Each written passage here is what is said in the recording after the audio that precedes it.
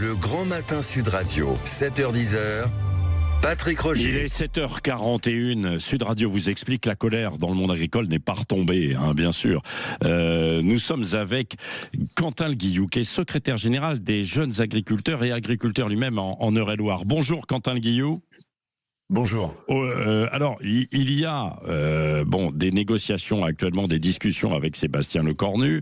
Il y a demain une annonce de manifestation avec des tracteurs qui pourraient venir sur Paris. D'ailleurs, je me pose la question, avec ce grand froid et cette neige, est-ce qu'il y aura finalement des tracteurs sur les routes ? Vous êtes en Eure-et-Loire, où il a beaucoup neigé d'ailleurs hier, Oui, tout à fait. On avait des mobilisations qui étaient prévues déjà hier en département, plutôt sur la Normandie, sur le nord de la France. Des mobilisations aussi qui devaient avoir lieu.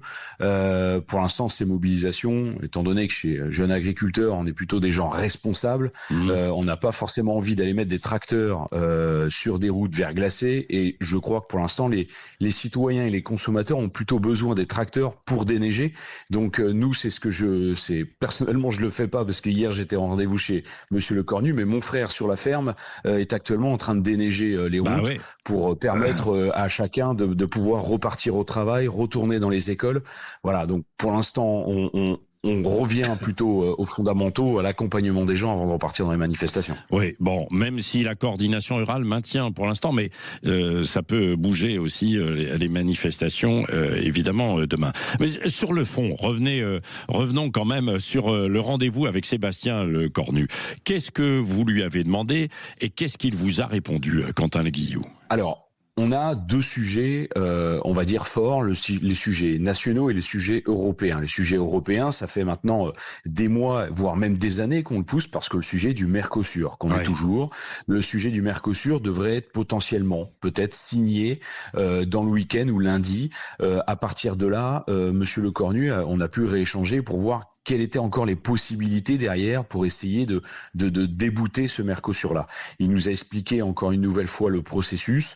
C'est pour ça que dès maintenant, je peux vous le dire, nous serons mobilisés encore une partie du mois de janvier parce que potentiellement, si le Mercosur est signé, il arriverait au Parlement européen le 19 janvier. C'est pour ça que les jeunes agriculteurs, et sans parler en avance, mais en voyant un peu autour, potentiellement d'autres agriculteurs, peut-être aussi des FDSEA et des FNSEA, seront mobilisés à Strasbourg le 19 janvier pour essayer d'alerter les eurodéputés pour aller à l'encontre de ce Mercosur.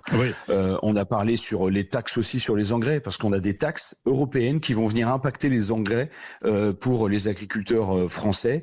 L'objectif pour le gouvernement et le même que les agriculteurs, c'est zéro. On ne veut aucun impact sur le porte-monnaie des agriculteurs. Ça sera un impact qui sera redonné. Qu'est-ce qu'il vous répond, Sébastien Lecornu ? Parce que j'ai l'impression qu'ils avancent dans ce sens pour vous donner quelques gages quand même, non ? Ils ont l'air d'aller plutôt dans ce sens. Ils nous ont dit négocier encore actuellement avec l'Union européenne pour avoir l'impact le plus bas possible, et que si l'Union européenne arrivait au bout, ils étaient prêts à peut-être lever des frais de douane sur des importations, voilà, pour essayer de limiter les impacts sur le coût des engrais agricoles. Donc on sent une volonté d'aller dans le bon sens. Oui. Voilà. Mais sur le Mercosur, maintenant, Emmanuel Macron s'était engagé à tout faire pour ne pas que ce soit signé. J'ai l'impression l'Italie prévoit de soutenir maintenant l'accord avec le Mercosur. Mélanie, elle a regardé les intérêts en fait du pays. Donc j'ai l'impression que l'affaire est pliée, non ? Sur le Mercosur, ça va devenir dur. C'est pour ça que on va pas lâcher de notre côté. Nous, la position, elle est toujours pareille. C'est le non, et on va essayer d'épuiser tous les recours possibles pour retarder et reculer cette échéance du Mercosur.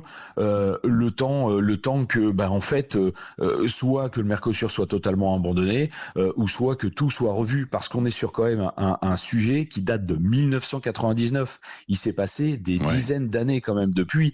Donc, ce sujet du Mercosur doit être revue. Chez Jeunes Agriculteurs, on n'est pas pour le libre-échange, mais il faut un libre-échange construit convenablement avec les agriculteurs. Et là, malheureusement, ça va à l'encontre des agriculteurs. Bon, dites-moi un dernier mot, Quentin Guillou.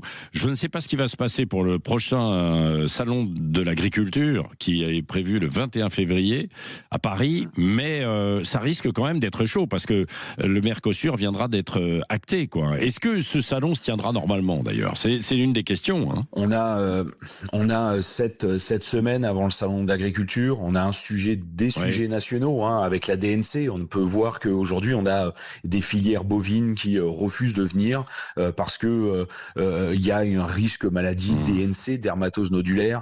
On a tout un tas d'autres sujets qui pèsent aussi énormément sur les filières françaises, que ça soit sur la prédation, des grosses attaques de loups.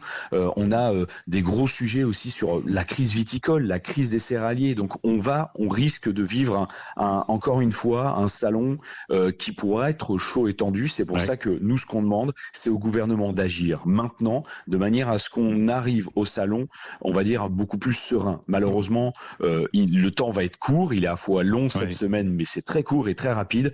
Donc il faut agir très rapidement maintenant. C'est le gouvernement qui a la balle, à eux d'agir. Merci beaucoup, Quentin Guillou, et on va surveiller ça. Il y a de nouvelles discussions aujourd'hui avec de nouvelles rencontres avec Sébastien Lecornu, le Premier ministre. Il est 7h47.